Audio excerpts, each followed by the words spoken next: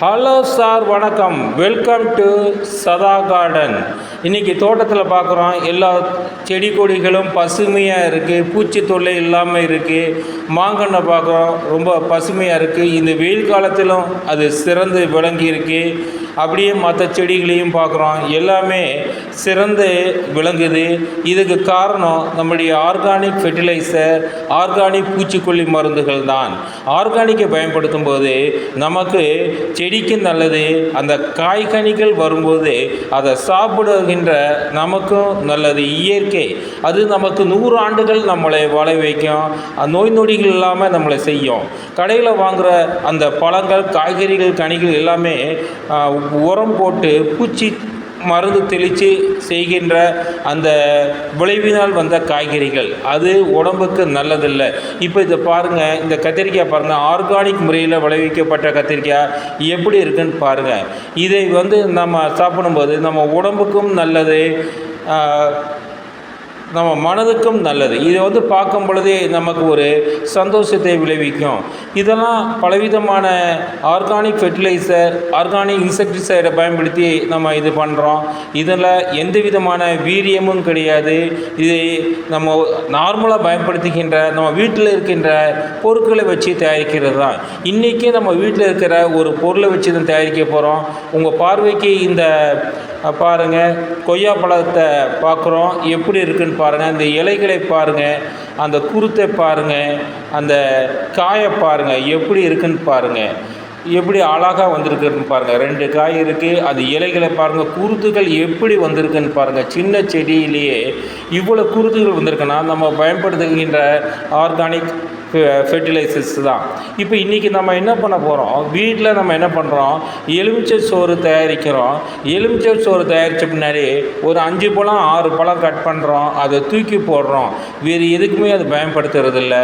ஆனால் அந்த ஆரஞ்சு பழத்திலிருந்து தான் நம்ம இன்றைக்கி என்ன செய்ய போகிறோம்னா இன்செக்டிசைட்ஸ் தயாரிக்கிறோம், பூச்சிக்கொல்லி மருந்து தயாரிக்க போகிறோம். ஆர்கானிக் பூச்சிக்கொல்லி மருந்து அது எப்படி தயாரிக்கிறது, அது பெரிய வித்தையெல்லாம் கிடையாது. இது ஈஸி தாங்க. இது சொன்னாலே நீங்கள் சிரிப்பீங்க, இவ்வளோ தானா, இதுக்கு தானே இவ்வளோ பில்டப்னு கேட்பீங்க. இது நீங்கள் என்ன செய்யணும் அப்படின்னா, அந்த எலுமிச்சை பழத்தை சின்ன சின்னதாக கட் பண்ணிக்கிங்க. அந்த பாட்டில் இருக்குது பார்த்தீங்களா, மிரண்டா பாட்டிலோ சின்ன பாட்டிலோ ஒரு 500 ml பாட்டிலுக்குள்ளே அது போகிற அளவுக்கு சின்ன சின்னதாக கட் பண்ணிக்கிங்க. கட் பண்ணி அந்த எலுமிச்சை பழத்தை ஃபுல்லாக அதில் போடுங்க. போட்டு அதில் கொஞ்சம் கொஞ்சமாக தண்ணி ஊற்றி முக்கால்வாசி வரைக்கும் ஊற்றுங்க. அதுக்கு மேலே ஊற்ற வேண்டாம், கொஞ்சம் கேப்பு இருக்கணும், ஏர் கேப் இருக்கட்டும். இந்த தண்ணி ஊற்றி அதை அப்படியே என்ன பண்ணிடுறீங்க, லாக் பண்ணி வச்சுருங்க.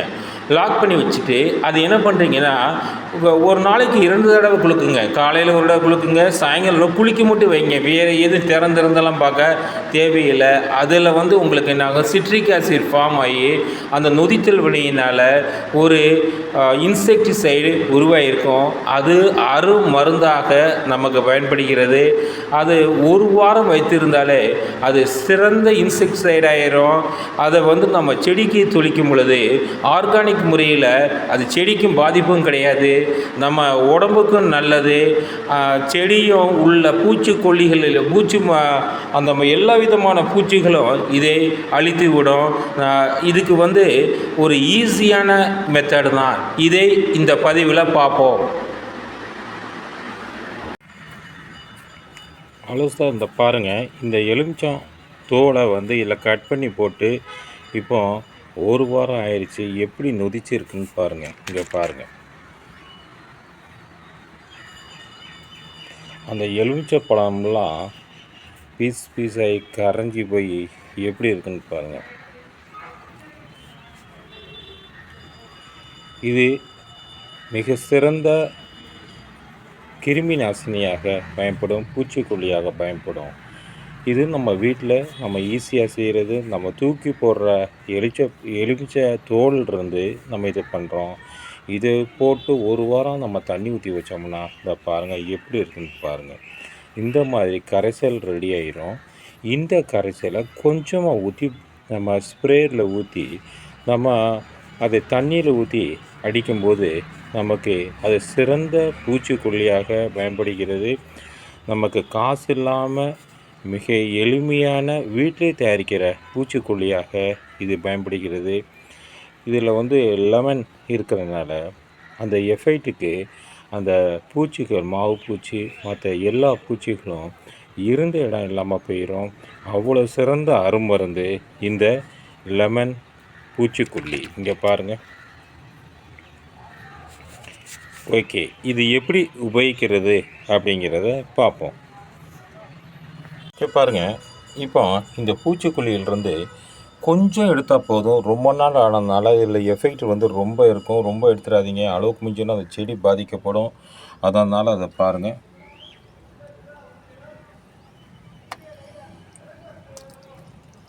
போதும், இவ்வளோ போதும். இதை திரும்பி அதிலேயே போட்டு விட்ருங்க. போட்டு விட்டு இதை மூடி வச்சுருங்க. இப்போ இதை இந்த பாருங்கள், இது போதும். இது நம்ம என்ன பண்ணலாம் அப்படின்னா, நம்ம இந்த ஸ்ப்ரேயரில் வச்சு இது பண்ணலாம். இந்த ஸ்ப்ரேயரை எடுக்கிறோம்.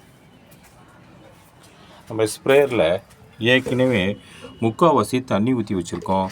அந்த ஸ்ப்ரேயரில் இதை ஊற்றுறோம். இதை பாருங்கள்.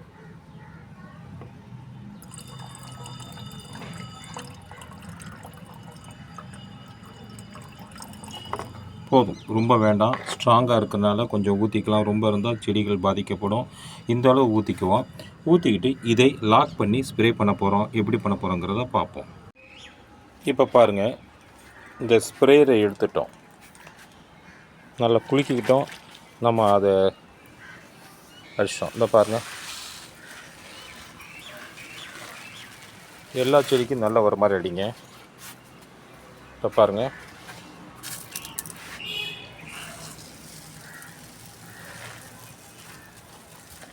செடி முடிக்கும் அழிச்சு விடுங்க. இந்த பாருங்கள்,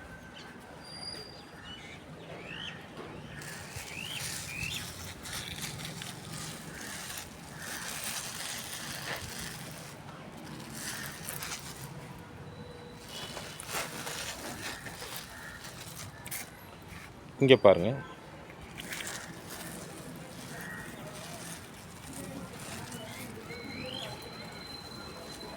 இது மாதிரி எல்லா செடியும் மேலே வர்ற மாதிரி நல்லா அடித்து விடுங்க. இது ஒரு பவர்ஃபுல்லான கெமிக்கலாக இருக்கும்.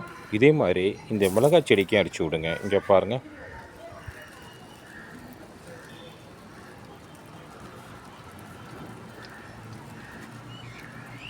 இது ஒரு சிறந்த பூச்சிக்கொல்லியாக பயன்படும். இதே மாதிரி நீங்கள் பண்ணுங்கள்.